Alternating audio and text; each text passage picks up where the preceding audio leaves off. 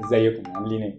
مبدئيا انا احب اشكركم على الدعم الكبير جدا اللي انتوا قدمتوه على الجزء الاول من السلسله في كل المنصات تقريبا. في كل المنصات انا مبسوط بالدعم اللي انتوا قدمتوه ده، سواء على الفيديو الطويل او على الشورتس اللي احنا عملناها عنه. فعشان كده احنا لازم هنكمل في السلسله دي خلاص. بس قبل ما نبدا بقى عاوزك تكمل الدعم كده، تعمل لايك للفيديو واشترك في القناه، يعني قدرني تمام. وعشان ما نضيعش وقت كتير، اسرار ما تعرفهاش عن جوجل الجزء الثاني. اول سر تقريبا هو مش سر ومش حاجه ممكن تعملها وتمشي، دي حاجه ممكن تكمل معاك للوقت اللي انت عاوزه، كل ما تكون زهقان تفضل قاعد تعملها. وهي ان انت لو قاعد فاضي مش عارف تعمل ايه، او لو قاعد مثلا عاوز تعرف معلومه جديده معينه، ممكن تقول لجوجل فان فاكتس، وجوجل هيجيب لك معلومة جديدة انت ما تعرفهاش. زي هنا كده How long does a koala bear sleep a day؟ دب الكوالا بينام قد ايه في اليوم، وهكذا. قريتها وعجبتك، عاوز كمان واحدة كمان واحدة. مثلا هنا بيقول لك هو الكرة الأرضية بتمشي أو بتلف بسرعة قد ايه، وهنا هيشرح لك. طبعا ده مش موضوع الفيديو، المهم ان انت كل ما تعوز معلومة جديدة هتقول لجوجل وجوجل هيقول لك، وهكذا بقى لحد ما انت تزهق. جوجل مش هيزهق. تاني سر، لو مثلا في يوم النت فاصل وانت مش عارف تعمل ايه ومش عارف تفتح اي موقع، فممكن لو انت مثلا دوست على الموقع وما فتحش تدوس بس مسطره، وجوجل هيفتح لك لعبه تلعبها من غير انترنت، مش محتاجه اي حاجه، هي موجوده اوتوماتيك في جوجل كروم. وانا دلوقتي بلعب، واللعبه دي انا بلعبها كتير جدا. انت بتلعبها بالاسهم بس او المسطره، مسليه لاقصى ما تتخيل. لو انت كتبت في جوجل كونوايز جيم اوف لايف هيشغل لك اوتوماتيك لعبه كونواي، وهي لعبه ذاتيه انت ما بتلعبهاش، انت بتتفرج عليها بس، عباره عن نقط بتتوغل كده في الشاشه زي ما انت شايف بشكل مثير جدا. انا بحب اقعد اتفرج عليها، هي مش محتاجاك تلعب، هي بس هتقعد تتوغل في الشاشه كأن في حد بيهاجم الشاشه وانت تقعد تتفرج عليها، مش محتاجه منك اي لعب. والنقط زي ما انت شايف مكمله كده في الشاشه كلها كأن الشاشه بتاعتك حصل فيها حاجه. واحده بقى من احلى الحاجات اللي انا بحب اعملها على جوجل، وهي لعشاق بس مسلسل فريندز. لو انت بتحب المسلسل شوف اللي هيحصل وقول لي رايك. لو احنا فتحنا جوجل وكتبنا فيه مثلا مونيكا جيرل ودوسنا على الرمز اللي هيجي هنا، مونيكا هتطلع تنظف الشاشة.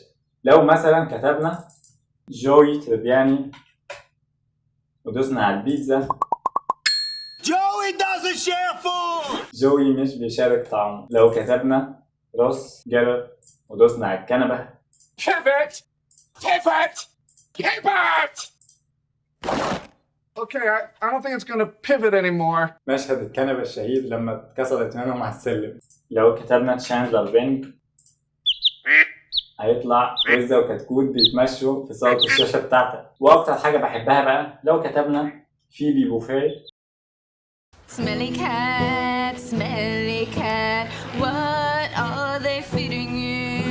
Smelly cat, it's not your fault.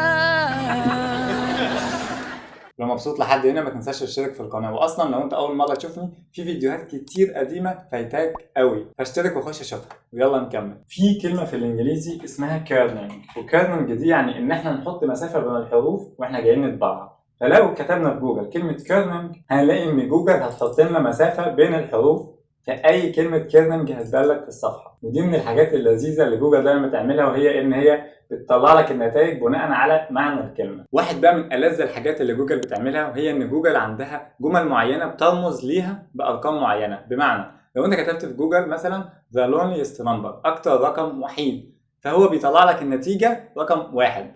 طيب لو كتبت في جوجل number of horns on a unicorn، عدد القرون في وحيد القرن، هو وحيد القرن، فهيجيب لك النتيجة واحد، مش هيجيب لك صورة وحيد قرن مقالات عن وحيد قرن، لا هو هيجيب لك الأول رقم واحد، وكأن كلمة number of horns on unicorn معناها رقم واحد.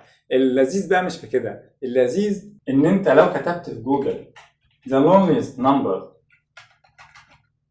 زائد number of horns on a unicorn هيجمعهم ويجيب لك رقم 2، وكأنها عملية حسابية عادي جدا. حتى دي آلة حاسبة أصلا، يعني هو مش بيظهر لك أي حاجة، ده ظاهر لك جمع رقم 1 زائد 1 بقى بيساوي 2 خلاص. لو أنت بقى بتحب الألعاب القديمة زي كده، فأنت ممكن تكتب في جوجل سوليتير، وجوجل هتفتح لك لعبة الكوتشينة اللي كنا بنلعبها كلنا زمان على الكمبيوتر من غير ما تحملها. أنت مجرد ما تكتبها في جوجل هتفتحها لك تلعبها في جوجل نفسها عادي، وتحرك براحتك بقى، ممكن تقعد تلعب بقى لحد ما تزهق. اما بقى لو انت بتحب تلعب اكس او، فممكن تكتب في جوجل تيك تاك تو، وجوجل هتفتح لك اكس او، واللذيذ فيها ان انت هتلاعب جوجل نفسه اكس او. انا كسبت جوجل. دي كانت كل الاسرار اللي معانا النهارده. لو عجبك الفيديو طبعا ما تنساش تعمل لايك واشترك في القناه، لان ده بيدعمني جدا. وشكرا ان انت شفت الفيديو لحد هنا. طبعا الاسرار لسه ما خلصتش، ولسه في فيديوهات جايه باذن الله فيها حاجات كتير زي دي واحسن كمان.